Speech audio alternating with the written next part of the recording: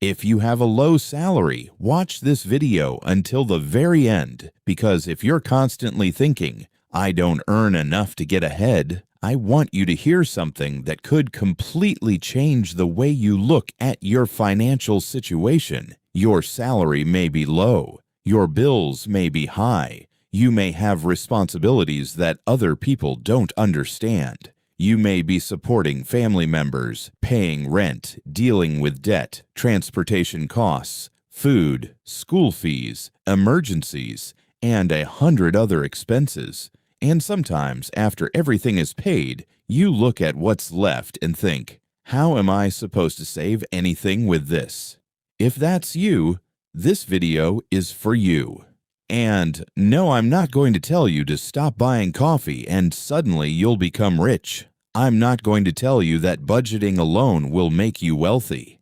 And I'm definitely not going to tell you that your financial problems are simply because you don't work hard enough. Instead, we're going to talk about what you can actually do when your income is small. Because here's the first thing you need to understand. A low salary is a financial challenge, but it doesn't have to become a permanent financial identity. You are not your paycheck. The amount of money entering your bank account today doesn't determine the amount of money you'll earn 5 or 10 years from now. But there's a problem. A lot of people with low incomes make one of two mistakes. They either completely ignore money because they feel there's nothing they can do, or they spend whatever comes in because they think, I'm already broke, so what's the difference? And both mindsets can keep you trapped. So let's start with something simple. Know your numbers. You need to know exactly how much money comes into your life and exactly where it goes. Not approximately. Not, I think I spend around this much. Actually, no.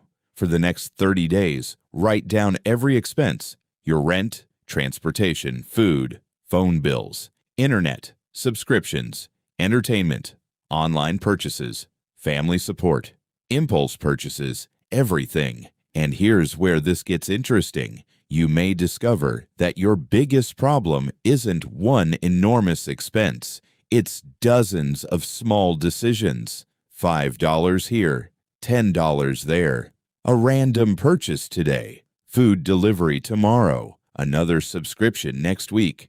None of them feels financially dangerous by itself, but together they can quietly consume money that could have been used to build your future.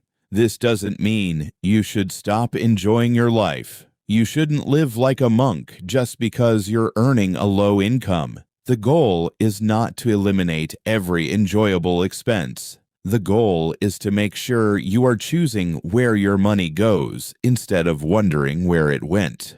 And if you're already realizing that you need to change something, hit the like button, because liking the video takes 1 second. But more importantly, stay until the end, because the final principle is the one that can completely change your situation. Now let's talk about something uncomfortable. Stop trying to look wealthy when you're not financially strong. This is one of the biggest traps people fall into. You see someone with a new phone. You want one. Someone buys expensive clothes. You want them. Someone gets a new car. You start thinking you need one too. Someone posts a vacation online. Suddenly, your ordinary life feels boring. But here's the problem. You're comparing your real financial situation to somebody else's highlight reel.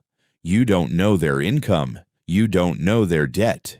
You don't know whether the car is financed. You don't know whether the clothes were bought on credit. You don't know whether they're actually wealthy. So don't destroy your future trying to impress people who may not even be thinking about you. Looking rich and becoming financially strong are two completely different things. A person wearing ordinary clothes with savings in the bank may have more financial freedom than someone driving an expensive car with enormous monthly payments. So when you have a low salary, don't ask, how can I look successful? Ask, how can I become financially stronger? That's a completely different question, and it leads to the next principle. Create a gap between what you earn and what you spend. This is the foundation of wealth. If you earn $500 and spend $500, you're financially stuck. If you earn $500 and spend $490, you have a tiny gap. If you earn $500 and spend $400, you have a larger gap. And if your income eventually increases to $1,000 while you keep your expenses under control, that gap can become much more powerful. This is why lifestyle inflation is dangerous. Imagine you earn $500 today. Then you get a better job and suddenly earn $800.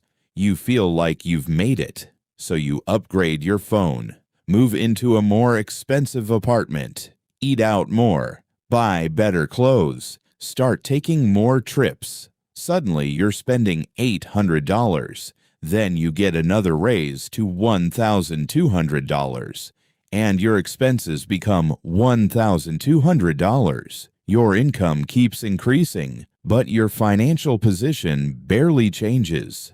That's the trap.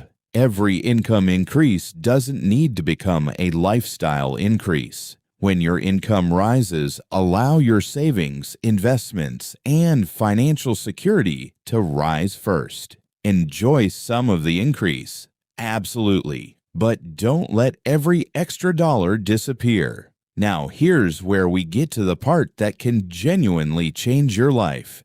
If your salary is low, don't make saving your only strategy. You also need to work on increasing your income, because there's a mathematical limit to how much you can cut. You can reduce unnecessary spending. You can cancel subscriptions. You can cook more. You can negotiate bills. You can avoid impulse purchases. But eventually, you've reached the point where you can't cut anymore. You still need food. You still need transportation. You still need housing. You still need electricity. You still need to live. That's why increasing your earning power is so important. And this is where skills come in.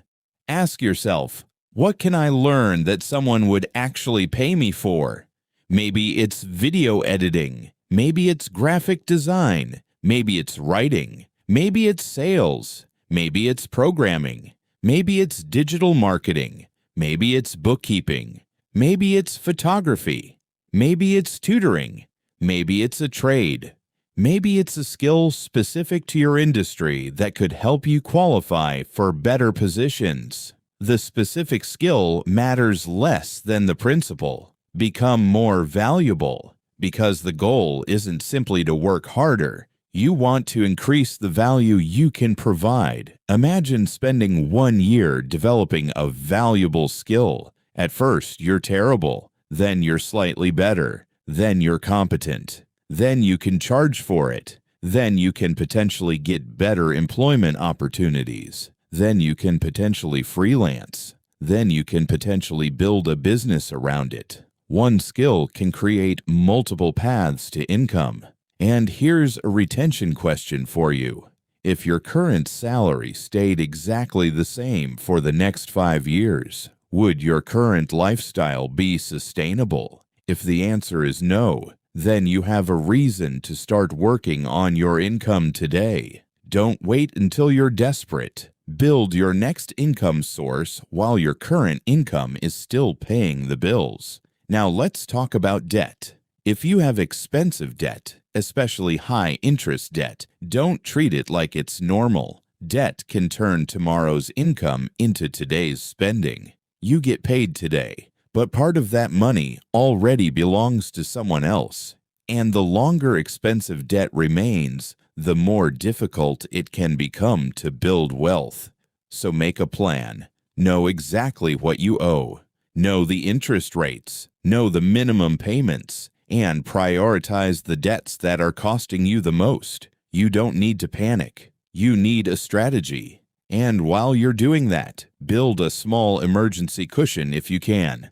Because without emergency savings, every unexpected expense becomes a crisis. Your phone breaks. Your car needs repairs. You have an urgent medical or family expense. Something happens at work, and suddenly you're borrowing again. That's how the cycle continues. Even a small emergency fund can create breathing room. You don't have to build 6 months of expenses overnight. Start with the first target, then the next, then the next.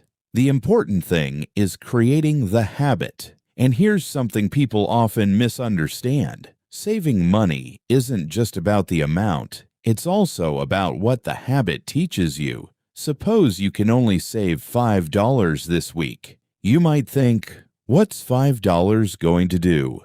Probably not much by itself, but that $5 represents something bigger. It represents the ability to delay gratification. It represents the ability to keep part of your income. It represents the beginning of a financial buffer. And most importantly, it teaches your brain, I don't have to spend everything I receive. That identity is powerful because when your income eventually grows, the habit can grow with it. Now, once your financial foundation is stronger, you can begin thinking about investing. But don't rush into investments simply because somebody on social media promises easy money. Understand what you're buying. Understand the risks. Understand fees. Understand diversification. And never invest money you need for tomorrow's rent simply because you want to get rich faster. There is nothing wrong with starting small. In fact, starting small can be useful because it allows you to learn without putting your entire financial life at risk. And remember this, investing is not a shortcut around earning money. It's a tool for putting your existing money to work over time. Your first mission should be increasing your financial stability, then increasing your earning power, then consistently putting money toward your future. Now, here's another thing I want you to stop doing. Stop waiting for the perfect moment. You might say, I'll start saving when I earn more. I'll learn a skill when I have more free time. I'll invest when I have more money. I'll budget when my expenses decrease. But there's always going to be something. The perfect moment rarely arrives. Start with what you have. If you have 30 minutes, use 30 minutes. If you can save a small amount, save a small amount. If you can learn one lesson today, learn one lesson. If you can apply for one better job, apply for one. If you can improve your resume, improve it. If you can contact one potential client, contact one. Small actions repeated consistently can create a completely different trajectory. And that's the real message of this video. You don't need to become rich overnight. You need to stop moving backward, then start moving forward. Imagine two people. Person A earns a low salary and spends everything. Whenever their income increases, their spending increases. They use debt to maintain their lifestyle. They never develop new skills. 5 years later, they're still complaining that they don't earn enough. Person B earns the same low salary. They track their money. They control unnecessary spending. They build a small emergency fund. They learn valuable skills. They look for better opportunities. They avoid lifestyle inflation. They gradually increase their income. They save and invest consistently. 5 years later, they may not be a millionaire, but they're in a completely different position. And that's the point. Your goal isn't to become rich next month. Your goal is to become financially stronger every year. So if you currently have a low salary, I want you to remember these principles. Know your numbers. Control your spending. Stop competing with people. Avoid unnecessary debt. Build an emergency cushion. Develop valuable skills. Increase your earning power. Don't let lifestyle inflation consume your raises. Start saving before you feel ready. Invest carefully when your foundation allows it.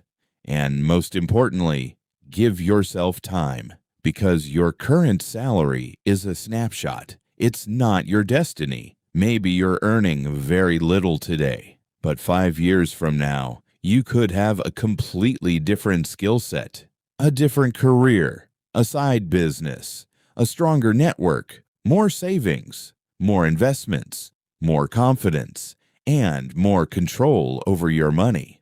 But none of that happens if you keep telling yourself, "There's nothing I can do because I don't earn enough." Replace that sentence with, "I may not earn enough yet, but what can I do with what I have today?" That's a much more powerful question. So here's your challenge. Before you go to sleep tonight, take a piece of paper and write down 3 things. Number 1, how much do I earn every month? Number 2, where exactly does my money go? Number 3, what skill could I spend the next 6 months developing to increase my earning power? Don't just write the answers.